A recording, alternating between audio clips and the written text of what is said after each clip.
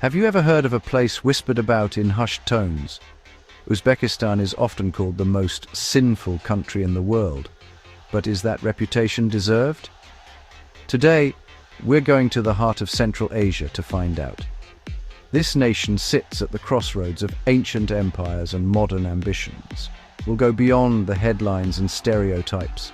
We'll walk through centuries-old bazaars, meet people whose hospitality is legendary, and explore the so-called sins that gave Uzbekistan its reputation.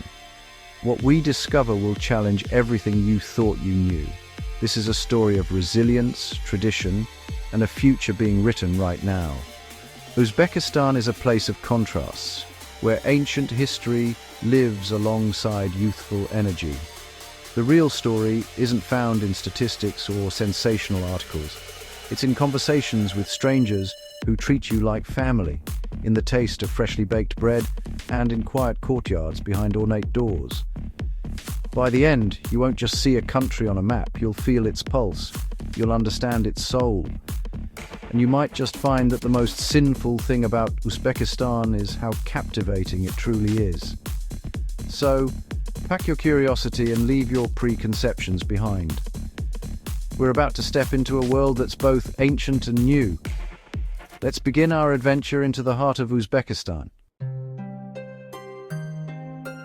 Uzbekistan's story is written in the sands of time. This is the land of the Silk Road, where East met West, and ideas flowed as freely as goods. Cities like Samarkand, Bukhara, and Khiva were dazzling centers of commerce and culture. But this land was also a key player in the Great Game, the 19th century rivalry between empires. Spies, explorers, and intrigue shaped its identity. Did you know Uzbekistan is one of only 2 doubly landlocked countries in the world? Or that the Tashkent metro is a subterranean art gallery with stations decorated in mosaics and marble? This is a country full of unexpected wonders. It's the birthplace of algebra thanks to Al-Khwarizmi, and its textiles, like the hand-embroidered Suzani, tell stories through their patterns. Uzbekistan is a place where shepherds guide flocks near high-speed trains, a blend of old and new that makes it fascinating to explore. The past and present are always in conversation here. Few places capture the imagination like Samarkand. Once called the Rome of the East, its Registan Square is flanked by breathtaking madrasas covered in blue tiles and golden inscriptions.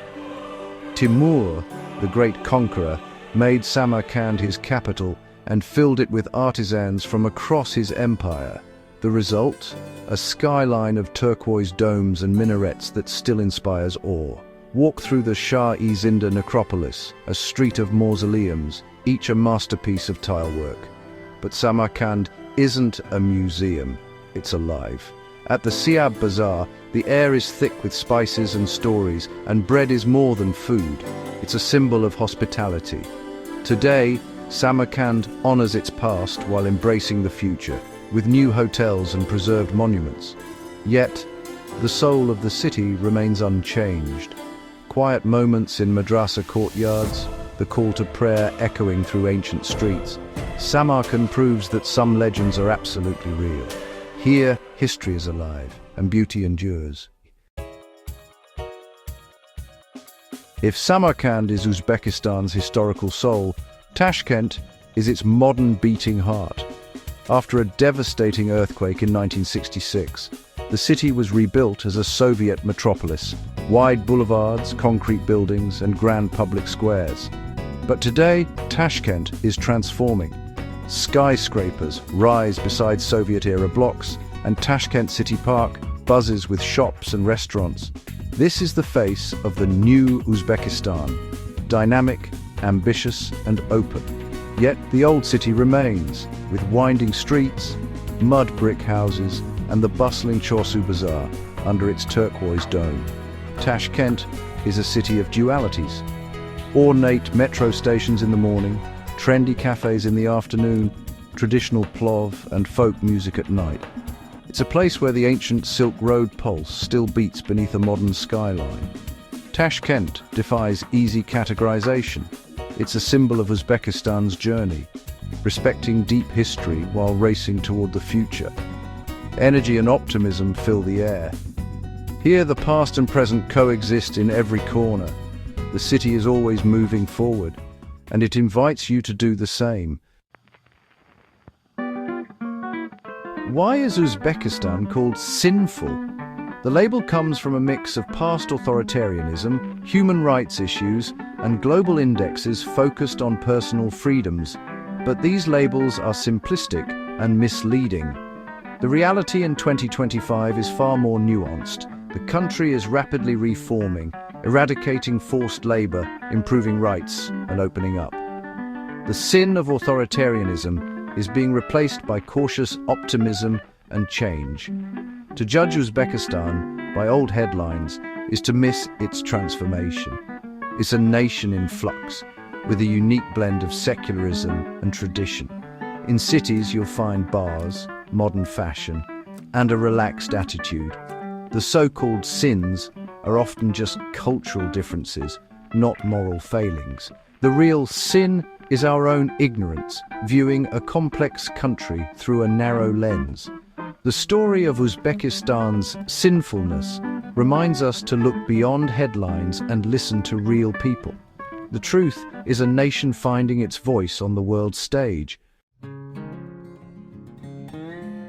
To understand Uzbekistan, you have to listen to its people. In Bukhara, I met Akmal, a coppersmith whose family has worked the same craft for generations. He told me, "We were a beautiful book no one could read. Now people come to see our work and hear our stories. It gives me hope." In a village near Khiva, Gulnara welcomed me with a feast, insisting, "A guest is a gift from God. When you're under our roof, you're family." Her children, learning English, asked about my home, curious and open-hearted.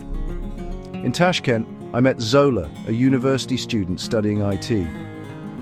We respect our traditions, but we're global citizens. We want to build a new Uzbekistan, connected, innovative, open to the world. These voices tell a story no statistic can. They speak of pride, resilience, and optimism. Uzbekistan is not a monolith, but a tapestry of individual dreams.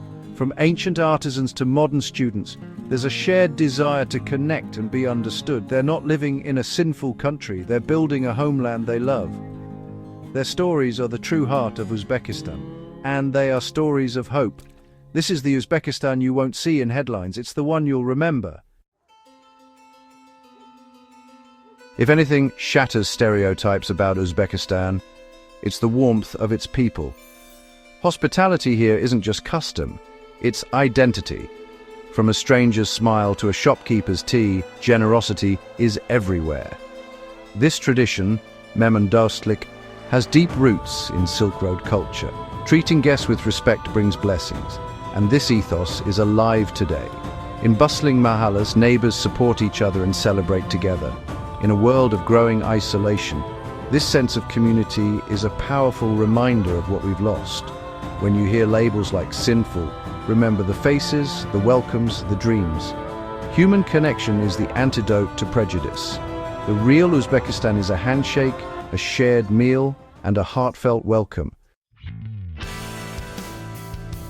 Our journey through Uzbekistan has taken us from Samarkand's legendary squares to Tashkent's modern avenues. We've explored its history and listened to its people. Does the label "most sinful country" still fit? Or does it feel like a cheap suit forced onto a nation of depth and character? Travel is the best education. It challenges our biases and reveals the world as it truly is. Uzbekistan in 2025 is a country at a crossroads, grappling with its past and forging a new future. To focus only on past problems is to miss the real human story. Be curious, be open-minded. Don't let others define the world for you. The world is full of amazing people and stories if we look beyond easy narratives. My journey here has been a privilege and a reminder of the beauty in complexity. The real secret of Uzbekistan? A huge heart, a rich soul, and a story just beginning to be told. We've only scratched the surface of Uzbekistan. There's Khiva's desert fortress, the Fergana Valley, remote mountains, and the disappearing Aral Sea, each with its own story. This isn't the end, it's just the beginning. Sharing these stories builds bridges in a divided world. People like Akmal, Gulnara, and Zola are the threads of our shared humanity.